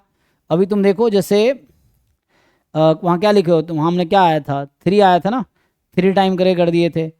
सो वैसा लिख दो। तो 1 2 को इसमें मैं चाहूँ तो ऐसा लिख सकता था कि 3 टाइम कितना जी 1 1 माइनस 1 टाइम 2 1, चलेगा। यस ये देखो। So if any one element can be written as a linear combination of other elements then it is dependent set. देखो 1 2 को लिख दिया मैंने 3 टाइम 1 1 माइनस 1 टाइम 2 1, चलेगा, देख लो। ओके ना, सो मीन्स डिपेंडेंट। चलिए थोड़ा आगे बढ़ते हैं। तो मैं कुछ क्वेश्चन PYQ से करवा देता हूँ, बेटर है ना, ताकि आपको ये समझ आएगा एग्जाम में कैसे क्वेश्चंस आते हैं। तो अभी जो टॉपिक्स हमने किए हैं, डिपेंडेंस इंडिपेंडेंस का डेफिनेशन लिखा, हालांकि बहुत सारे थ्योरम है, अभी लिखूंगा। जैसे यहाँ पे है कि any subset of linearly independent set is linearly independent, है जी। लीनियरली इंडिपेंडेंट सेट का कोई भी सबसेट ले लो। एग्जांपल के लिए जैसे मान लो अभी के लिए मैं लिख रहा था ना कि 1 0 और 0 1 ये लीनियरली इंडिपेंडेंट था, एस बोल दो। तो इसका कोई भी सबसेट लोगे वो लीनियरली इंडिपेंडेंट होगा। क्या क्या सबसेट होगा, एक एम्प्टी सेट है, सिंगलटन 1 0 है, सिंगलटन 0 1 है, और एक खुद अपना सबसेट है। तो इसके एस में 2 एलिमेंट है, इसके पास 4 सबसेट है। All 4 subsets are linearly independent. ये भी linearly empty set linearly independent है। तो लीनियरली इंडिपेंडेंट सबसेट का कोई भी सबसेट लीनियरली इंडिपेंडेंट होगा, ठीक है। दूसरा थ्योरम क्या है कि जो तुम सुपर सेट कह रहे थे, अब मैं सुपर सेट के टर्म में लिखता हूं, देखो। सुपर सेट ऑफ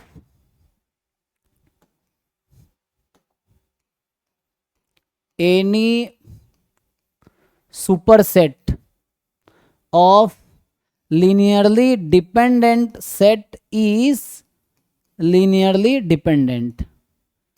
अब सोचो यहाँ सबसेट क्यों नहीं लिखा, तो linearly dependent का सबसेट हो सकता है इंडिपेंडेंट भी हो, डिपेंडेंट भी हो सकता है। linearly independent सेट का सुपर सेट डिपेंडेंट भी हो सकता है, इंडिपेंडेंट भी हो सकता है, ठीक है। लेकिन यहाँ पे क्या करा है, थ्योरम वन वे का ये थ्योरम है कि अगर कोई लीनियरली डिपेंडेंट सेट है तो उसका super set surely linearly dependent ही होगा। If you have linearly independent set so any subset must be linearly independent. ये सब वन वे थ्योरम है, कन्वर्स की गारंटी नहीं देगा। तो ओके एग्जांपल देख लो इसका। जैसे छोटा सा एग्जांपल अगर बनाऊं कि मैंने कहा 0 वेक्टर कंटेन करने वाला कोई भी सेट डिपेंडेंट है, तो यही मान लो कि अभी ये S1 है। अब इसका सुपर सेट मैं S2 ले लेता हूँ, यहाँ कुछ भी दुनिया भर के एलिमेंट कुछ भी लिख दो, 1 0 0 1 0 0, तब भी इसको डिपेंडेंट ही रहना है। या कोई और सेट भी बनाओ जहाँ पे मतलब डिपेंडेंट सेट में कुछ एक्स्ट्रा एलिमेंट ऐड करोगे तो डिपेंडेंट ही रहेगा, इंडिपेंडेंट में से कुछ एलिमेंट हटा लोगे तो इंडिपेंडेंट ही रहेगा। ओके तो और भी बहुत सारे थ्योरम्स हैं जो मैं पहले क्वेश्चंस करता हूँ, टाइम है ना हमारे पास। सो ये तो 9:30 तक क्लास है ना, तो अभी है, चलो जब तक क्वेश्चंस करवा देता हूँ। सुपर सेट वाला जो थ्योरम है जी वो लीनियर डिपेंडेंट पे लागू होगा? नहीं बोला इंडिपेंडेंट पे लागू नहीं होगा ना। जैसे ये लीनियरली इंडिपेंडेंट है, इसमें एक एलिमेंट कुछ भी ऐड करो डिपेंडेंट ही हो जाना है उसको। तुम कुछ भी ऐड कर दो इसमें एक एलिमेंट, वो डिपेंडेंट हो जाना है। तो इसलिए सुपर सेट जरूरी नहीं है कि इंडिपेंडेंट होगा, है ना, इंडिपेंडेंट सेट का। तो इसीलिए इंडिपेंडेंट में सबसेट की गारंटी है, डिपेंडेंट में सुपर सेट की गारंटी है।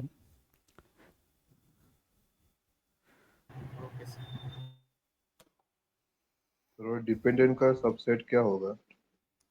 डिपेंडेंट का सबसेट अरे डिपेंडेंट का सबसेट क्या होगा, कुछ भी हो सकता है, डिपेंडेंट इंडिपेंडेंट कुछ भी हो सकता है, हाँ वही है ना। तो लीनियर अलजेब्रा कॉलेज में वो एमसीक्यू कराया था तो उसमें शायद रॉन्ग उन्होंने आंसर की बनाया रहेगा, उन्होंने बोला था डिपेंडेंट होगा। नहीं चेक करो, है ना। सो ऐसे बहुत सारे एग्जाम्पल है। अरे भाई ये डिपेंडेंट सेट है ना, दिस इज लिनियरली डिपेंडेंट, इसका ये सबसेट है तो ये तो डिपेंडेंट है।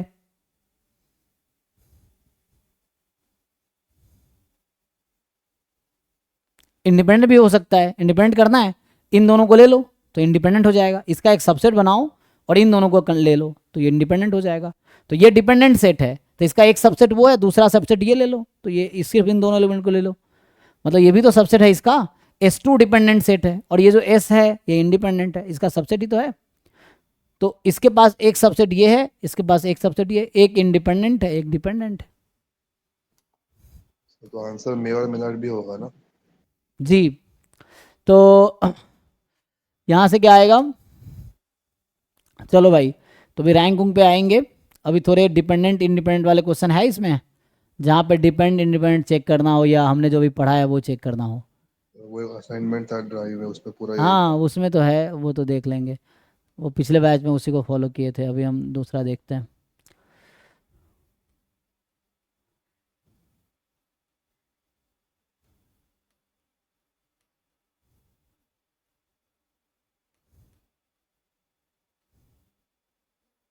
मैट्रिक्स पे ज़्यादा क्वेश्चन है, लीनियर ट्रांसफॉर्मेशन अब आते नहीं है। सिस्टम ऑफ इक्वेशन,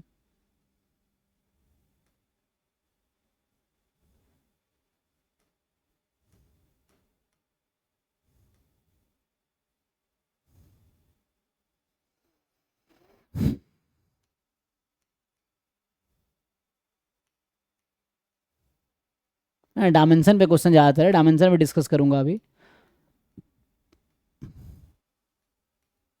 तो आज मैंने क्या डिस्कस किया, स्पैन और डिपेंडेंस इंडिपेंडेंस।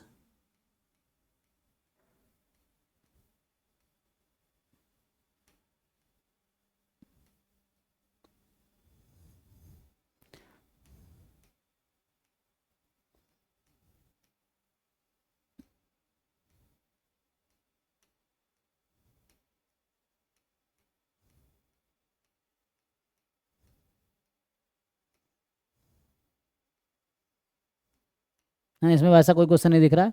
सब स्पेस, अच्छा सब स्पेस दैट कंटेन वेक्टर्स है ना, ये सब स्पेस का एक क्वेश्चन है जैम 2023 का जो कल हम देख रहे थे। कह रहा सेटिस्फाई एम, ये हालांकि उससे रिलेटेड है, आइगन वैल्यूज से रिलेटेड है।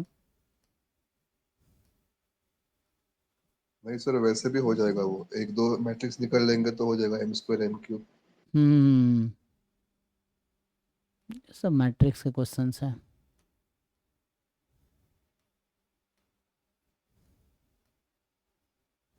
इसमें तो नहीं है, MA वाले में देखते हैं ना।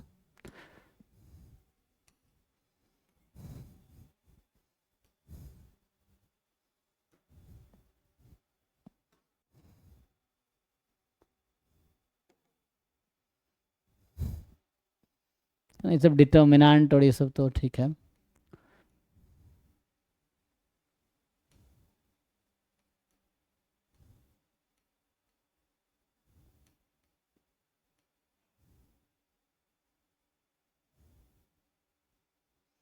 बेसिस है ना, सो स्पैन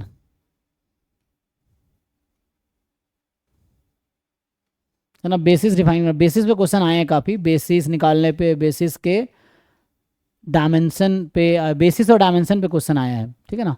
ऐसे डायरेक्टली इन सब पे बहुत कम क्वेश्चन है। तो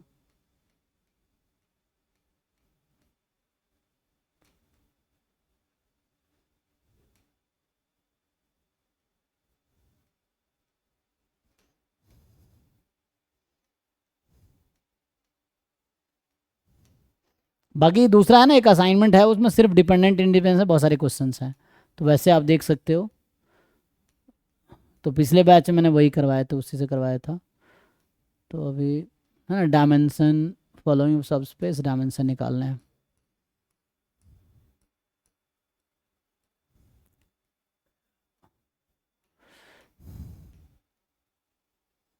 हाँ ये भी डायमेंशन पे ही है ना, डायमेंशन पे बहुत सारे क्वेश्चंस हैं, बेसिस पे और डायमेंशन पे।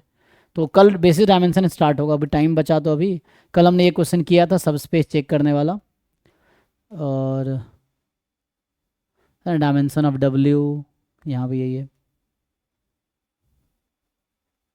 सर ये आइसोमॉर्फिज्म क्या होता है? ये ग्रुप थ्योरी में कॉन्सेप्ट है, वन वन फंक्शन और मैप करता हो। मॉडर्न अलजेब्रा तुमने पढ़ा है ना, उसमें ही है ग्रुप थ्योरी में। तो ये हमारे लीनियर अलजेब्रा का पार्ट नहीं है। ऐसे पढ़ा नहीं हो, बस नाम सुनो। हाँ तो पढ़ो बैठ के, गैलियन की बुक है ना, गैलियन का बुक खोलो, उसमें पढ़ो।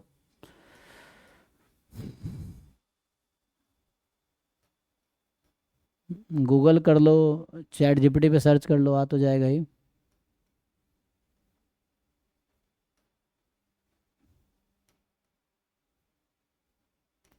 मतलब एक भी क्वेश्चन डिपेंडेंट इसमें नहीं मिल रहा। दिखा था लेकिन वो कल तो दिखा था हमें। जैसे ये देखो, एक क्वेश्चन ये है पूछ रहा है कि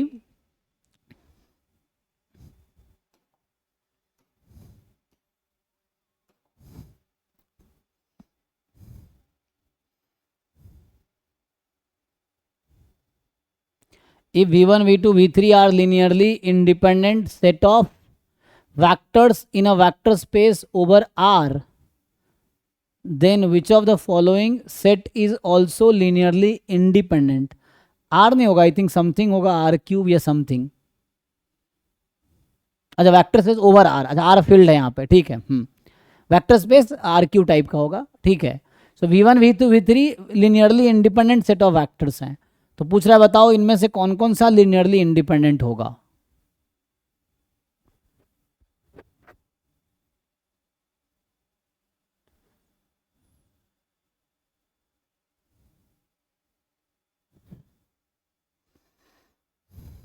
चेक करके बताओ जरा, जल्दी बताओ वरना टाइम भी खत्म हो जाएगा।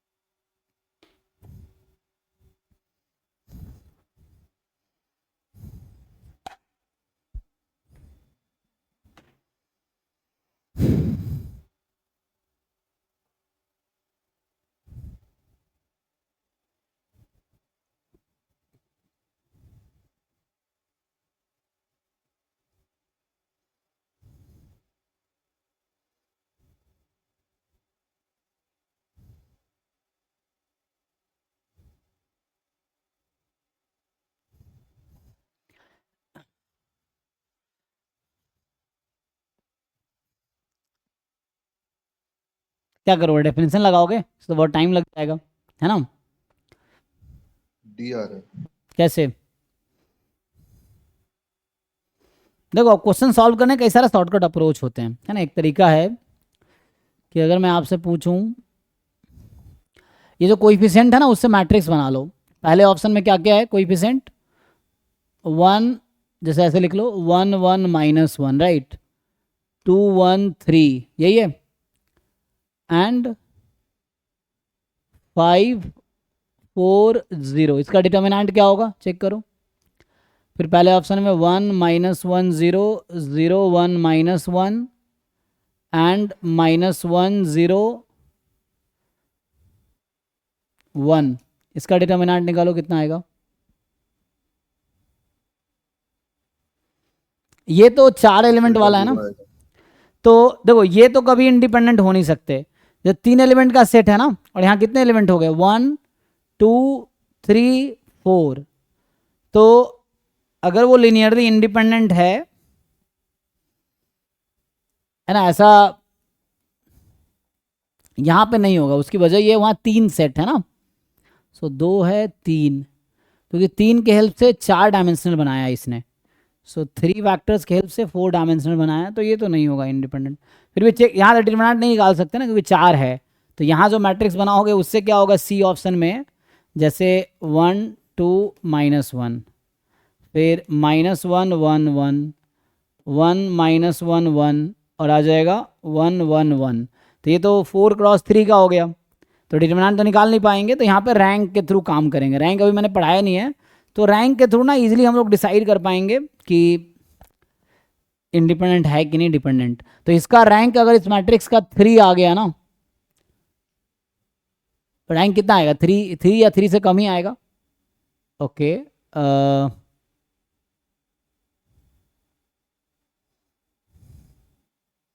तो इसका डिटरमिनेंट निकाला, कितना आया? 0। फाइंड किए या ऐसे तुक्का लगा रहे हो? सेकंड का 0 आया। फर्स्ट का भी निकालो, फर्स्ट का 0 है। इसका भी 0 आया। फोर्थ वाले का निकालो, चलो फोर्थ वाले पे आते हैं। सो 1 1 0 0 1 2, फोर्थ ऑप्शन में 3 0 1, इसका डिटरमिनेंट निकालो।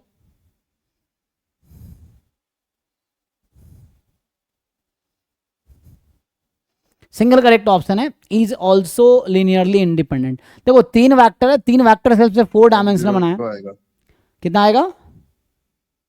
Non zero. हाँ नॉन जीरो आएगा। क्या आएगा? तुम तुक्का लगा रहे हो, एग्जैक्ट बताओ ना। 4 है। देखो अब यहाँ पे क्या बता रहा हूँ, ये 3 वैक्टर्स हैं, इन तीनों वेक्टर के हेल्प से यहाँ 4 डायमेंशनल बनाया है ना, तो ये 4 डायमेंशनल कभी भी इंडिपेंडेंट नहीं होगा। वैसे भी सिंगल करेक्ट ऑप्शन ढूंढना था, तो यहाँ पे अगर नॉन जीरो आ गया ना, ये नॉन जीरो आ गया, तो अगर कोएफिशिएंट से डिटर्मिनेंट नॉन जीरो आ गया, इसका मतलब है कि ये लीनियरली इंडिपेंडेंट है, और ये 0 आ गया तो डिपेंडेंट है। मैं ये ना ऑप्शन, ये चीज़ें मैं यहाँ भी कर सकता था, मैंने किया नहीं। जैसे जब आपको मैंने यहाँ दिया था चेक करने को ना, यहाँ भी ये प्रोसेस आप लगा सकते हो। सी जैसे यहाँ 2 एलिमेंट है, अब मैं डिटर्मिनेंट बनाऊँ 1 2 2 4, इसका डिटर्मिनेंट निकालिए ज़रा। 0, तो ये 0 आएगा, इसलिए डिपेंडेंट है। नॉन जीरो आएगा तो इंडिपेंडेंट होगा। यहाँ पे चेक करो 1 2 2 1, ये नॉन जीरो आएगा, इसलिए इंडिपेंडेंट है। इसका डिटर्मिनेंट 0 आया, ये नॉन जीरो आएगा, चेक करो। यहाँ भी ऐसे ही है 1 1 1 0, अगर ये चेक करोगे ये भी नॉन जीरो आएगा, इसलिए इंडिपेंडेंट है। अब यहाँ 3 है, तो यहाँ डिटर्मिनेंट का अप्रोच फेल हो जाएगा, क्योंकि डिटर्मिनेंट अप्रोच वहीं काम करेगा जहाँ स्क्वायर मैट्रिक्स बनेगी। तो यहाँ तो मान लो यहाँ बनाओगे तो 3 क्रॉस 2 या 2 क्रॉस 3 बनेगी, तो डिटर्मिनेंट हेल्प नहीं करेगा, रैंक हेल्प करेगा। तो अभी के लिए इसको तुम डेफिनेशन से ही कर लेना, ये है। यहाँ पे 1 1, यहाँ पे डिटर्मिनेंट हेल्प नहीं करेगा। हालांकि सिंगलटन नॉन जीरो वैक्टर हमेशा इंडिपेंडेंट होता है, मैंने थ्योरम लिखाए हैं कि singleton non zero vector is always independent. दूसरा लॉजिक बता दो जिन लोगों को आइडिया है कि वैक्टर स्पेस आर स्क्वायर है, आर स्क्वायर का डायमेंशन 2 होगा, ठीक। तो आर स्क्वायर का डायमेंशन 2 है, सो 2 से ज़्यादा एलिमेंट वाला कोई भी सेट लोगे वो डिपेंडेंट ही आएगा, वो आगे मैं थ्योरम लिखाऊंगा। इसका डायमेंशन 2 है, तो वैक्टर स्पेस के एलिमेंट्स हैं, तो 2 से ज़्यादा एलिमेंट वाला कोई भी एलिमेंट हम लेंगे ना वैक्टर स्पेस में से, तो वो डिपेंडेंट ही आना है। तो इसलिए इसको डिपेंडेंट ही आना है 3 एलिमेंट वाले को, ये है। सिंगलटन तो ठीक है, यहाँ पे भी 3 एलिमेंट डिपेंडेंट आना है। सिंगलटन में यहाँ 2, जैसे इसका डिटर्मिनेंट निकाल के देख लो 1 0 0 1, तो ये नॉन जीरो आएगा। यहाँ पे फिर से डेफिनेशन से कर लो, तो जहाँ पे स्क्वायर मैट्रिक्स बन रहा है ना, तो वहाँ पे अगर डिटर्मिनेंट नॉन जीरो आता है तो पक्का इंडिपेंडेंट है, ये चीज़ है। तो यहाँ पे क्या होगा, अब यहाँ पे तुम सोचोगे प्रोसेस से सॉल्व कैसे करेंगे, तो प्रोसेस से आपको समझ आ रहा होगा क्या होगा। ये मान लो U1 है, ये U2 है, ये U3 है। अगर मैं पहले सॉल्व करूँ तो ऐसा करेंगे C1 U1 C2 U2 C3 U3 को 0 करेंगे। अब U1 U2 U3 को 0 रख दो, और हमें पहले इन्होंने बता रखा है कि C1 V1 C2 V2 C3 V3 को 0 करोगे तो गारंटी है कि C1 बराबर C2 बराबर C3 बराबर 0 आएगा। ये मुझे गिवन है ना, ये स्टेटमेंट हमें गिवन है। कैसे गिवन है? क्योंकि इसने कहा है लिनियरली इंडिपेंडेंट। तो क्या जानते हैं, C1 V1 plus C2 V2 plus C3 V3 is 0 implies C1 C2 C3 has to be 0। अब मुझे चेक करना है इंडिपेंडेंट, तभी सॉल्व करूंगा। अब यहाँ से चेक करूंगा क्या ये C1 C2 C3 0 आएगा, तो ये देखना है। या अभी के लिए कांस्टेंट चेंज कर दो, अल्फा 1 अल्फा 2 अल्फा 3 कर दो। अब आपको चेक करना है कि अल्फा 1 अल्फा 2 अल्फा 3 0 आएगा, क्या 0 ही आएगा, तो आंसर आएगा नो। आप सॉल्व करोगे तो नॉन जीरो पॉसिबिलिटी भी एग्जिस्ट करेगी, इसलिए नहीं है। यहाँ पे आप चेक करो, अगर यहाँ पे C1 या alpha 1 U1 alpha 2 U2 alpha 3 U3 0 करोगे, देन तीनों अल्फा 0 आएगा, उसकी गारंटी। आप चेक करो, अल्फा 1 0 आएगा, अल्फा 2 0 आएगा, अल्फा 3 0 आएगा, इसलिए इंडिपेंडेंट है ये। तो ये लेंदी प्रोसेस है आपका, ये आसान प्रोसेस है ना। तो ऐसे और क्वेश्चंस कल कर सकते हैं, बाकी मुझे लगता है अभी ऐसे तो है नहीं ज़्यादा। ये वाला जो ऑप्शन है सर, हाँ उसको तो डिटरमिनेंट से नहीं चेक कर सकते। हाँ, डिटर्मिनेंट से नहीं कर सकते, डेफिनेशन से कर सकते हैं। फिर वही C1 U1 C2 U2 C3 U3, चूंकि ये 3 डायमेंशनल सेट है ना, ये सेट में कितने एलिमेंट, 3 एलिमेंट है, और यहाँ सेट में कितने एलिमेंट बना दिया, इसी के हेल्प से 4 एलिमेंट का सेट बना दिया, इसी के हेल्प से। तो ये कभी इंडिपेंडेंट नहीं हो पाएगा, वो डिपेंडेंट हो जाएगा। मतलब एक को ना बाकी 3 के लीनियर कॉम्बिनेशन में लिख पाऊंगा, क्यों? क्योंकि इन्हीं 3 वेक्टर के हेल्प से 4 एलिमेंट वाला सेट बनाया है, तो वो डिपेंडेंट ही होगा। ये सब आप बहुत सारे क्वेश्चन जब प्रैक्टिस करोगे ना, तुम्हारे लॉजिक्स डेवलप हो जाएंगे, चाहे कहाँ डिपेंडेंट कहाँ इंडिपेंडेंट होना है। तो थ्योरम है इनडायरेक्टली ये, तो इसलिए ये गलत होगा। भी होती है मैक्सिमम जनरेटिंग सेट की, अगर 3 है उसमें एक और ऐड करेंगे तो वो स्पैनिंग सेट भी डिपेंडेंट हो जाएगा। हाँ, जैसे स्पैनिंग सेट था ना, एग्जैक्टली मैक्सिमम जनरेटिंग सेट उस तरह से। तो यहाँ पे जहाँ तक क्वेश्चन डायमेंशन के हैं, तो डायमेंशन हम कल डिस्कस करेंगे, ठीक है।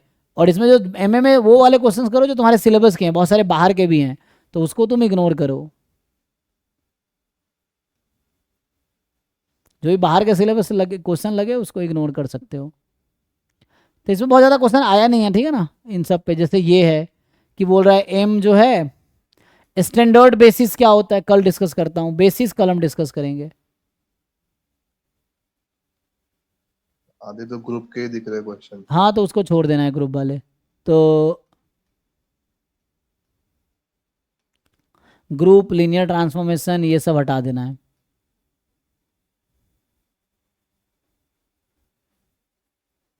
इसमें ये सब क्वेश्चन लेना ही नहीं चाहिए, ये सब।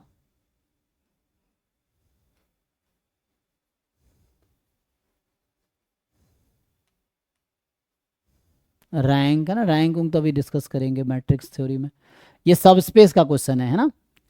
जैसे ये देखो, ये क्वेश्चन कल हमने सब स्पेस डिस्कस किया था, तो आपको बताना इनमें से कौन सा सब स्पेस है, कौन सा सब स्पेस नहीं है। कल इसकी थ्योरी हमने डिस्कस किया था। तो पूछ रहा है कि विच one is a subspace, which one is not.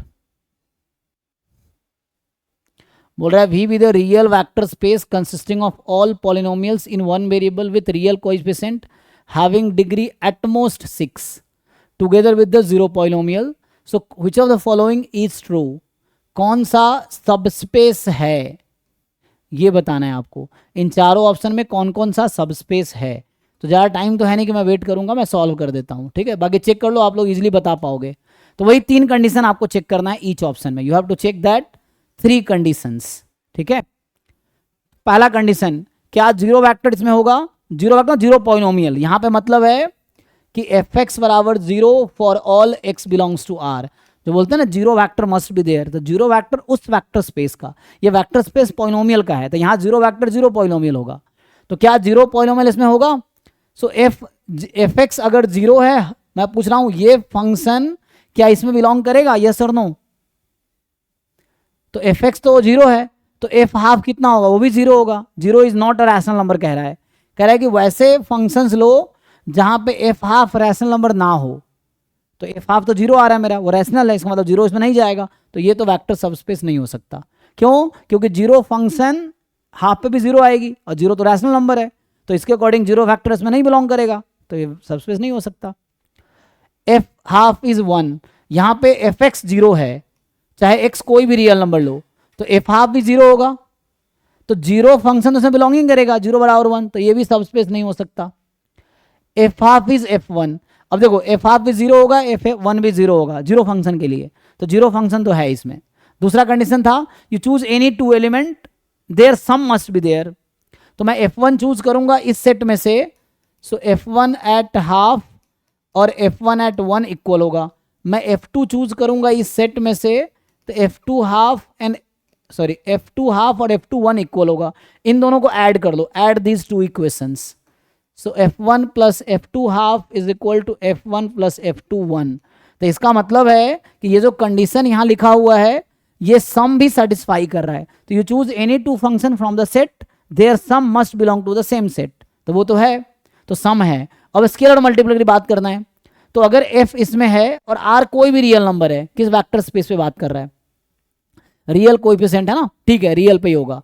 तो अगर मैं इसको अल्फा से मल्टीप्लाई भी कर दूं तो यहां भी अल्फा आ जाएगा। सो this is a subspace, there is no problem. इसमें 0 वेक्टर भी है, उसका सम भी इसी में होगा और स्केलर मल्टीपल भी इसी में आएगा। चेक करते हैं फोर्थ वाला है कि नहीं। कह रहा है एफ डैश हाफ 1 होना चाहिए, मैं फिर कह रहा हूं जीरो पॉलिनोमियल इसमें है ही नहीं, तो ये सिर्फ पहला कंडीशन कि जीरो वेक्टर उसमें होने चाहिए, ये 3 ऑप्शन को एलिमिनेट कर दिया। सिर्फ यही कंडीशन ने ए बी और डी को एलिमिनेट कर दिया, एक कंडीशन बस कि जीरो वेक्टर होने चाहिए। तो यहाँ जीरो वेक्टर है जीरो पॉलिनोमियल, तो जीरो पॉलिनोमियल बिलोंग करने चाहिए। तो कह रहा है एफ डैश हाफ 1 होना चाहिए, तो जीरो पॉलिनोमियल का derivative zero polynomial, zero polynomial की वैल्यू हाफ पे जीरो आएगी, ये तो कह रहा है 1 होना चाहिए, तो जीरो इसमें है नहीं तो आउट हो गया, ठीक है ना। तो zero polynomial must be there, तो जीरो पॉलिनोमियल ना तो इस सेट में है, ना इस सेट में है, ना इस सेट में है, तो इसीलिए this is not a vector subspace, और ये तीनों कंडीशन सेटिस्फाई कर रहा है, तो इस तरह से ओके है ना। तो कल कंटिन्यू करता हूं, तो कल की क्लास में हम लोग, तो आज हमने ये वाला पार्ट डिस्कस किया, इतना ही डिस्कस कर पाए। कल हम डिस्कस करेंगे डायमेंशन ऑफ बेसिस, है ना, ये वाला पार्ट कल डिस्कस करेंगे। और ज्यादातर क्वेश्चन जितने भी आए वेक्टर स्पेस के, क्योंकि ये वेक्टर स्पेस का लास्ट टॉपिक है, उसके बाद मैट्रिक्स स्टार्ट हो जाएगा। मैट्रिक्स वही जो आप ऑलरेडी 11th 12th में पढ़ चुके हो, मोस्टली वही चीजें हैं। तो ये वेक्टर स्पेस में लास्ट टॉपिक है, ज्यादातर क्वेश्चन यहीं से आता है, डायमेंशन से और बेसिस से। तो कल डायमेंशन और बेसिस डिस्कस करेंगे, तो ये वेक्टर स्पेस वाला पोर्शन खत्म हो जाएगा यहाँ पे। फिर आएगा matrix algebra, matrix, symmetric, skew symmetric, Hermitian, skew Hermitian, orthogonal geometry, ये सब 12th क्लास वाली चीजें हैं। बीच में जो मैट्रिक्स थ्योरी है 12th क्लास वाली अब चलेगी। सिंगुलर नॉन सिंगुलर, है ना, सिमेट्रिक नॉन सिमेट्रिक, है ना, स्क्यू सिमेट्रिक, सब 12th क्लास वाली है। तो अभी पहले कल बेसिस और डायमेंशन डिस्कस करेंगे। अभी के लिए थैंक यू।